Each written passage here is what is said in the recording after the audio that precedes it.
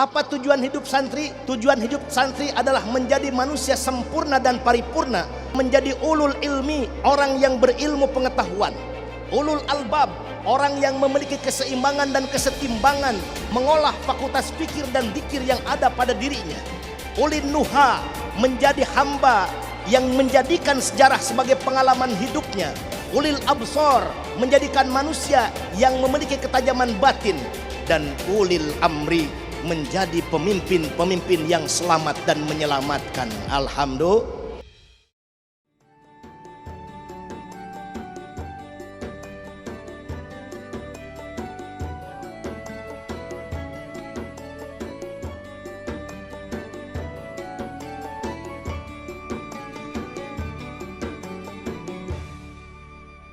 Yang kedua berikut ini, Kiai Tata akan menjelaskan kepada kita bagaimanakah sesungguhnya sosok nyata di hadapan kita, santri yang memiliki kualitas akhlakul karimah. Silakan, Kiai.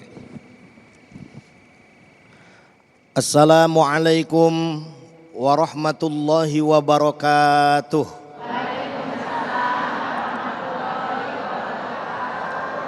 Alhamdulillahilladzi faddala bani Adam bil ilmi wal amal fi jami'il alam.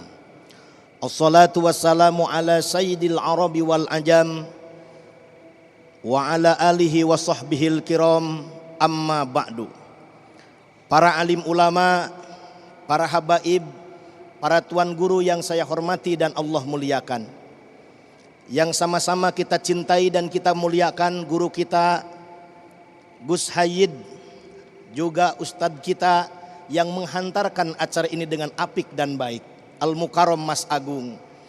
Ibu bapak sekalian, jamaah Masjid Kiai Haji Hasyim Asy'ari Jakarta Barat yang ngajinya begitu bersemangat, wajahnya mengkilat, suaminya setia dunia sampai akhirat, tidak akan membagi cinta sampai 4.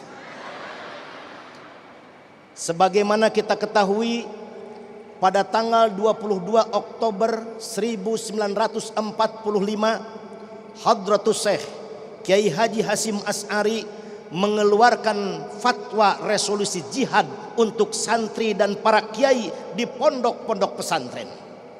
Sehingga pada hari ini, tepat tanggal 22 Oktober tahun 2022, kita peringati sebagai Hari Santri secara nasional. Alhamdulillah.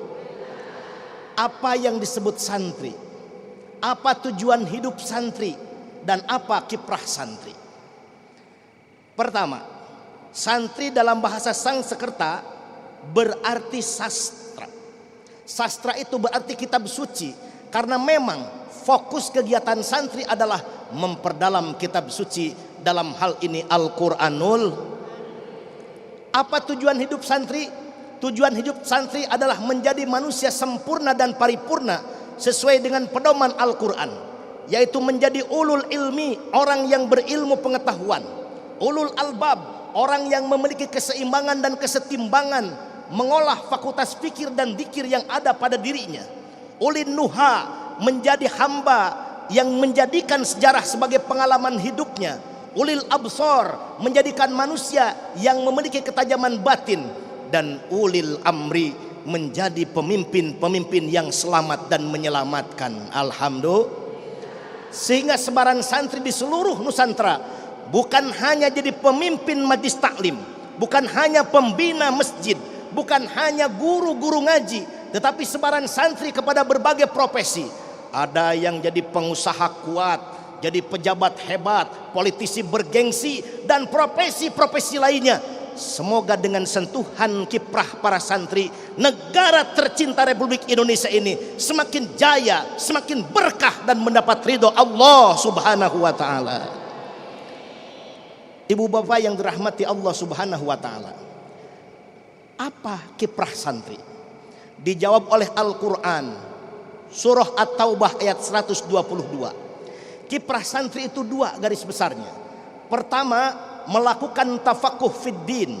Lihat tafaqquhu fiddin, memperdalam agama, yang ditafsirkan oleh Imam Ibnu Katsir, liya'lama ma anzalallahu ala nabiyihim, memperdalam apapun yang diturunkan Allah kepada para nabi mereka. Sehingga paradigma tafakuh fiddin adalah mempelajari semua ilmu Allah, baik ilmu yang berbasis epistemologis teosentris ataupun ilmu Allah yang berbasis epistemologis antroposentris. Semua ilmu dari Allah dan harus kita pelajari untuk lebih mengenal, mengingat dan dekat dengan Allah. Sehingga paradigma tafakuh fiddin yang dilaksanakan oleh para santri dan kiai di seluruh Nusantara ini tidak lagi melakukan sekularisasi antara kitab dengan buku, ustadz dengan guru, ilmu umum dan ilmu agama, karena semua ilmu dari Allah Subhanahu. Bagaimana cara memperoleh ilmu? Epistemologi santri dalam memperoleh ilmu mengacu kepada apa yang disampaikan oleh Sayyidina Ali karamallahu wajhah, dinukil dalam kitab Ta'limul Muta'alim. Allah lan tanalul ilma illa bisitatin. Tidak akan mendapatkan ilmu kecuali terpenuhinya 6 hal. Yang pertama, zakain, mesti cerdas atau smart. Yang kedua, hirsin, bersemangat. Yang ketiga, ada kesabaran dalam mencari ilmunya. Yang keempat, bulgoh, ada biayanya. Maka kita doakan ibu-ibu yang anaknya di pesantren lagi menekuni ilmu Allah, semoga digampangkan mencari rizki untuk membiayainya. Semoga dilunasi hutang-hutangnya. Kenceng amat giliran hutang.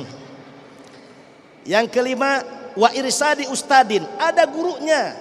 Dan yang keenam, watuliz zaman, mau berlama-lama dengan waktu. Jangan sampai seperti ungkapan para santri di Jawa Barat, al kalamu pais lele, ngajitan timu geus hayang ka awewe. Mesti bersabar, berlama-lama, karena ilmu tidak didapatkan secara instan. Pepatah mengatakan, berakit-rakit ke hulu, berenang-renang ke tepian, bersakit-sakit dahulu, bersenang-senang kemudian. Kata ibu-ibu, berakit-rakit ke hulu, berenang-renang ke tepian, bersakit-sakit ngajuru, bersenang-senang kemudian.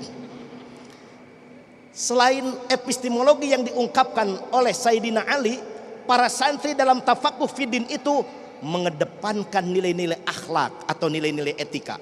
Ada cerita yang saya temukan dalam kitab Nasuihul Ibad yang ditulis oleh Syekh Nawawi Al-Bantani. Dulu ada salah seorang laki-laki dari kalangan Bani Israel memiliki 80 peti berisi buku ilmiah yang sudah dibacanya, difahaminya, bahkan dihafalkannya, tetapi tidak memberikan manfaat bagi dirinya. Na'udzubillahimin. Allah menurunkan wahyu kepada nabinya agar menyampaikan pesan penting kepada laki-laki Bani Israel yang hafal 80 peti kitab itu. Kitab di 80 peti itu. Apa pesan Allah?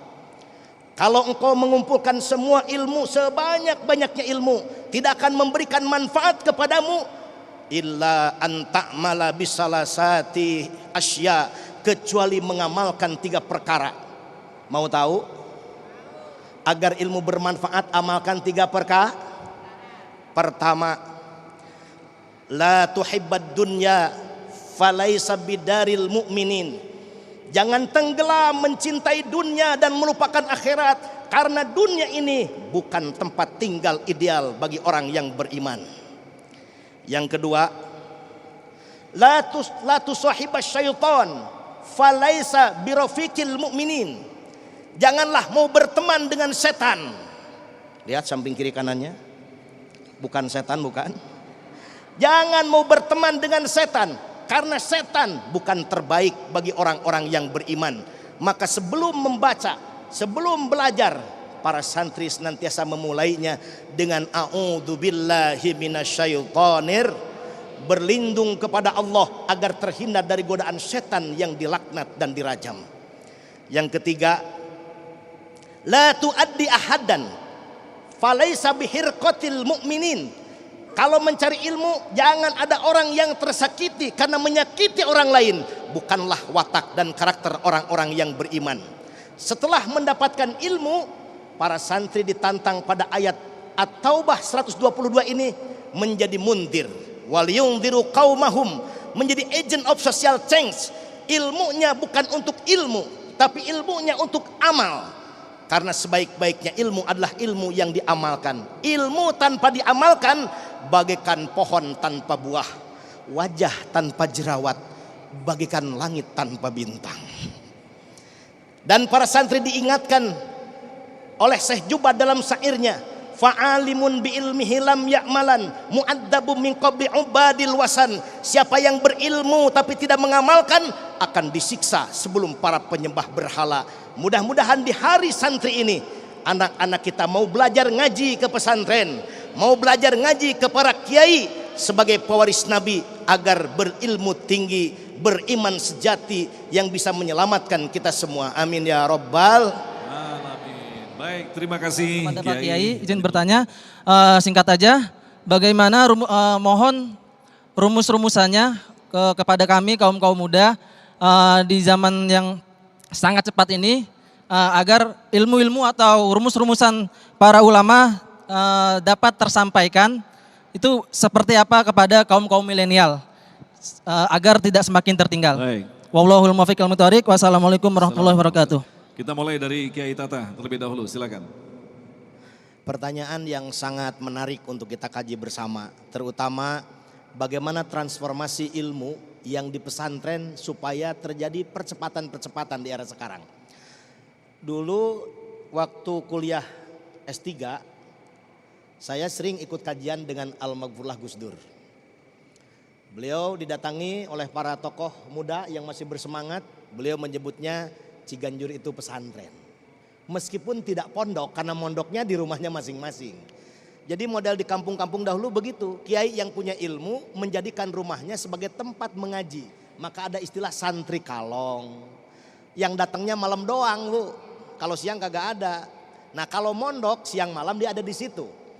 Nah daripada pondok yang tidak ada santrinya, mending pesantren meskipun tanpa pondok daripada pondok tanpa santrinya. Nah ini yang pertama, mungkin bisa menjadi solusi alternatif. Karena tidak jarang anak-anak muda sekarang yang susah melepaskan dirinya dari kedua orang tuanya yang hidupnya sudah serba enak. Begitu disuruh pesantren dia tidak mau, ada penolakan. Nah hadirkan model-model pesantren tanpa pondok. Substansi pesantren yang penting sampai meskipun tidak mondok. Yang kedua, pesantren-pesantren online sekarang sudah banyak. Asal mau mengakses, mau mengaktifkannya. Mengkaji kitab-kitab itu sudah tidak lagi secara manual tetapi secara virtual disampaikan.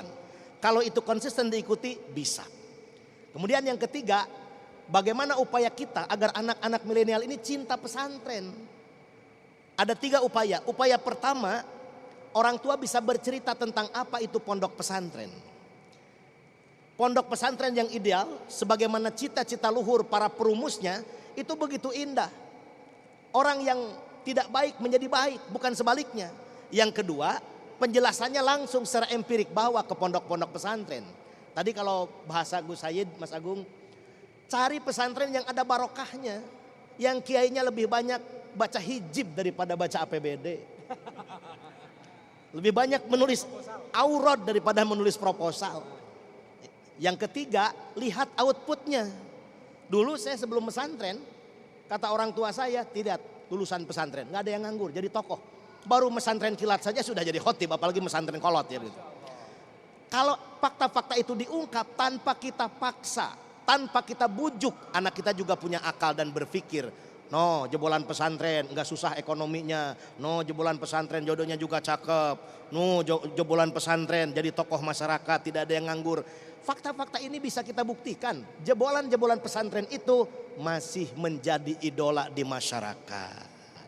Dan itu menjadi daya tawar Gus ya. Termasuk idolanya calon mertua. Calon mertua. Ya. Ya.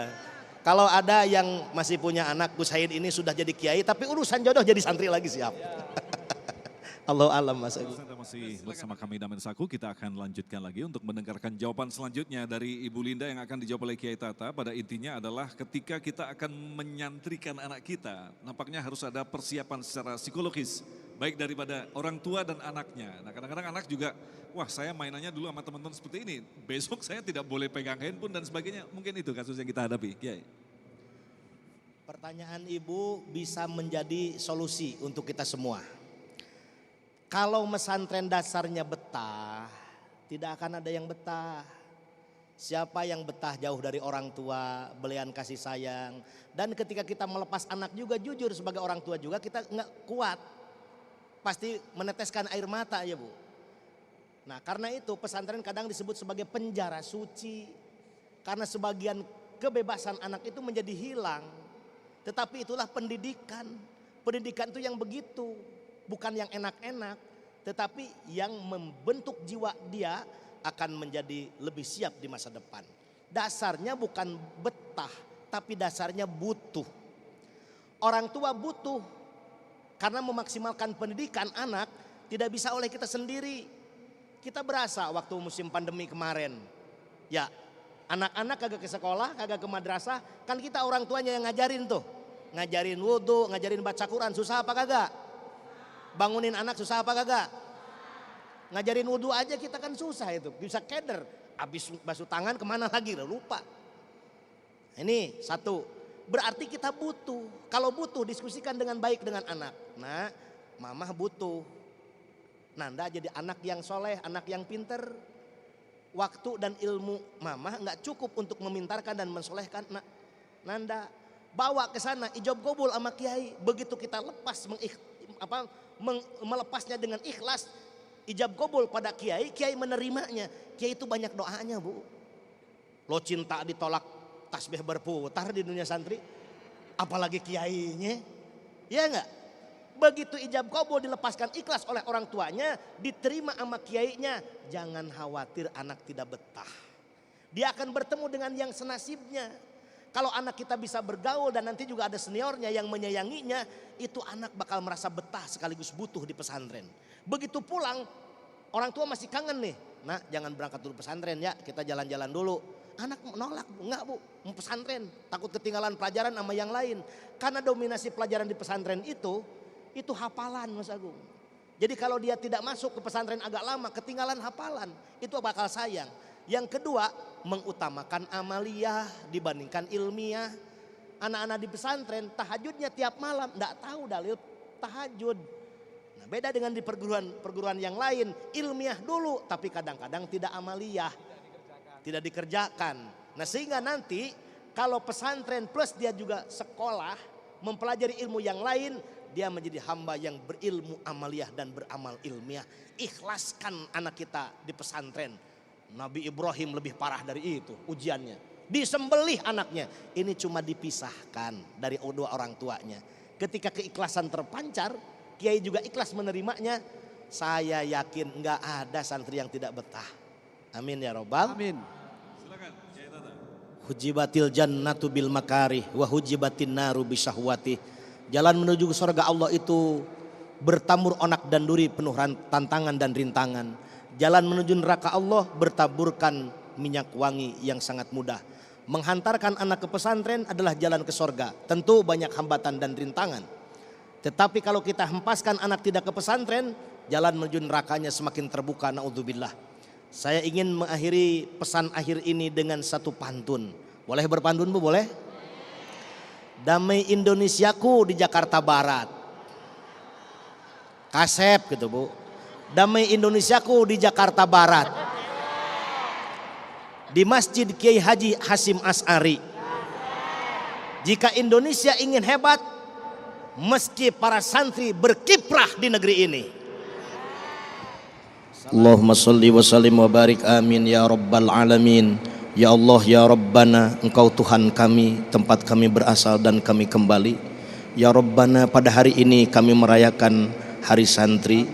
Jadikanlah para alim ulama, para kiai, para guru-guru kami menjadi suri tauladan yang terbaik buat kami.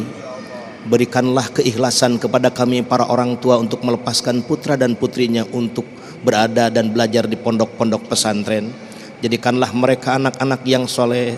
Jadikanlah mereka anak-anak yang pintar lahir dan batin. Panjangkan umurnya. Ya Allah ya Rahman ya Rahim, Engkau Tuhan Maha Pengasih dan Penyayang. Janganlah Engkau cabut kasih sayang-Mu di dalam dada kami. Kami sungguh merindukan kasih sayang-Mu, laksana rindunya daun-daun yang sudah menguning, merindukan siraman hujan dari langit. Ya Allah ya Alim, Engkau Tuhan Maha Pintar, ilmu-Mu laksana lautan yang tak pernah bertepi. Izinkanlah kami menyelam ke dasar lautan ilmu-Mu ya Rabbana. Ya Allah, ya wasi'al maghfirah. Wahai Tuhan maha menghamparkan sajadah ampunan, ampunilah khilaf dan dosa kami ya Rabbana, yang belum bisa mendidik putra-putri kami sesuai dengan perintah dan contoh Nabi-Mu. Ya Allah, ya Rabbana, ampunlah dosa kami pada kedua orang tua kami, ampunlah dosa kami pada guru-guru kami, ampunlah dosa kami ke hadirat-Mu ya Rabbana. Rabbana zalamna anfusana wa illam taghfir lana wa tarhamna lanakunanna minal khasirin. Rabbana atina fid dunya hasanah wa fil akhirati hasanah wa qina adzaban nar. Walhamdulillahi rabbil alamin. Al-Fatihah.